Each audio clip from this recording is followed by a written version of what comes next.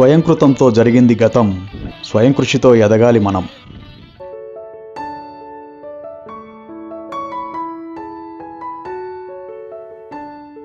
Hi.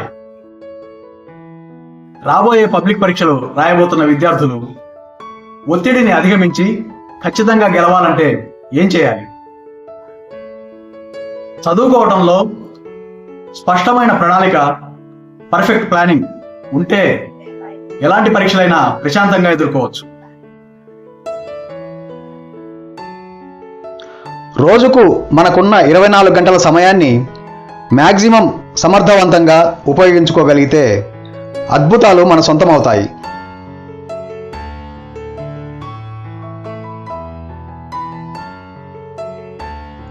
పరీక్షలు అనగానే ఏ విద్యార్థికైనా సహజంగా ఉండేది భయం. ఆ భయాన్ని మనసులోంచి తొలగిస్తే ఆటోమేటిక్గా మెదడు షార్ప్గా పనిచేస్తుంది.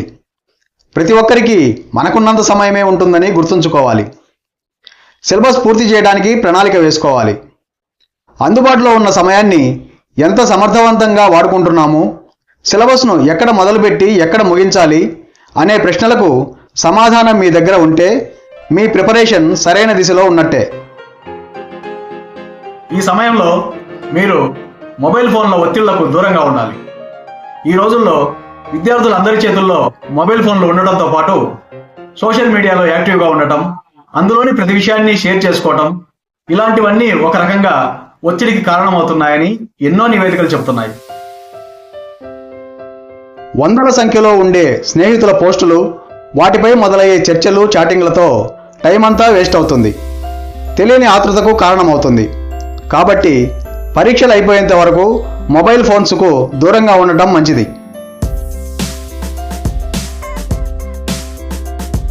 ఏ ఇద్దరు ఒక విధంగా ఉండరు. ఒకరు ఒక పాఠాన్ని గంటలో నేర్చుకుంటే ఇంకొకరు నేర్చుకోవడానికి 2 గంటలు లేదా అంతకంటే ఎక్కువ టైం పట్టవచ్చు. ఇతరులతో పోల్చుకుని కంగారు పడ్డ ప్రతిసారి ఒత్తిడి పెరుగుతుంది. సో ఎప్పుడూ ఎదుటి వారితో పోల్చుకోవద్దు.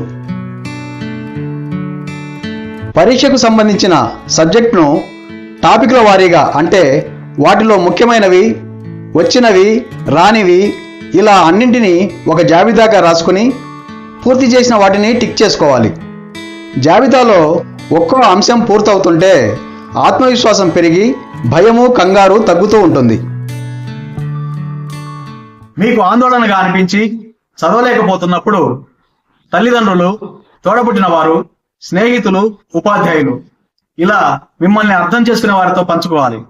వారిచ్చే సూచనలు తప్పకుండా ఉపయోగపడతాయి. అలా పంచుకోలేకపోతే కనీసం పేపర్పై వ్రాస్తే కూడా కొంత ఆందోళన తగ్గుతుంది. పిల్లలు ప్రణాళికాబద్ధంగా చదువుతున్నప్పుడు తల్లిదండ్రులు వారిని ప్రోత్సహిస్తూ వారి కష్టాన్ని తాము గుర్తిస్తున్నట్టు ప్రశంసించాలి. ఇది తల్లిదండ్రుల బాధ్యత. సిలబస్ను పూర్తిగా పట్టున్న భాగం, ఒక మాదిరి పట్టున్న భాగం, కొత్తగా చదవాల్సిన భాగం అని 3 భాగాలుగా విభజించి వాటికి ఎంతెంత సమయాన్ని కేటాయించాలో నిర్ణయించుకుని చదవాలి.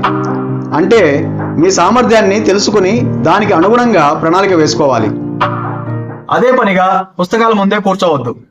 ఒకే విషయాన్ని పదే పదే చదవాల్సి వచ్చిందంటే మెదడు అలసిపోయిందని అర్థం చేసుకోవాలి. అలాంటప్పుడు 10-15 నిమిషాలు విరామం తీసుకుంటే తిరిగి ఉత్సాహంతో చదవగలుగుతారు. చదివింది బాగా మైండ్కి ఎక్కుతుంది. చాలామంది విద్యార్థులు నైట్ అవుట్లు చేస్తే బాగా చదవచ్చు అనుకుంటారు. అందుకోసం హడావుడిగా తినటం, నిద్ర రాకుండా టీలు, కాఫీలు త్రాగటం చేస్తుంటారు. కానీ మెదడు షార్ప్గా ఉండాలంటే తగినంత సమయం నిద్రకు కేటాయించాలి. అలాగే కాసేపు వ్యాయామం చేయటం, చల్లగాలిలో నడవటం, కొంతసేపు సూర్యరశ్మిలో ఉండటం కూడా ఉత్సాహాన్నిస్తాయి. ఇకపోతే తెల్లవారుజామున మనసు ప్రశాంతంగా ఉండి చదివింది బుర్రకెక్కే అవకాశం చాలా ఎక్కువ. బ్రేక్ఫాస్ట్ చేసిన తర్వాత కూడా మెదడు సామర్థ్యం ఎక్కువ స్థాయిలో ఉంటుందని నిపుణులు చెబుతున్నారు. అందరూ గమనించాల్సిన విషయం ఏంటంటే cool drinks, coffee, tea, junk foods, కేకులు వంటివి తీసుకుంటే జీర్ణక్రియలో ఇబ్బందులు తలెత్తుతాయి. పరీక్షల సమయంలోనే కాదు, ఎప్పుడైనా ఇలాంటి వాటికి దూరంగా ఉండడమే మంచిది. పిల్లలు చదువుకునేందుకు అనువైన వాతావరణాన్ని ఇంట్లో కల్పించడంపై ప్రతి తల్లిదండ్రులు శ్రద్ధ తీసుకోవాలి. సో మై డియర్ భావి భారత పౌరులారా, మీరంతా పరీక్షలకు మానసికంగా సిద్ధపడి నిర్భయంగా చదివి నిశ్చయంగా గెలవాలని ఆకాంక్షిస్తున్నాను. All the best.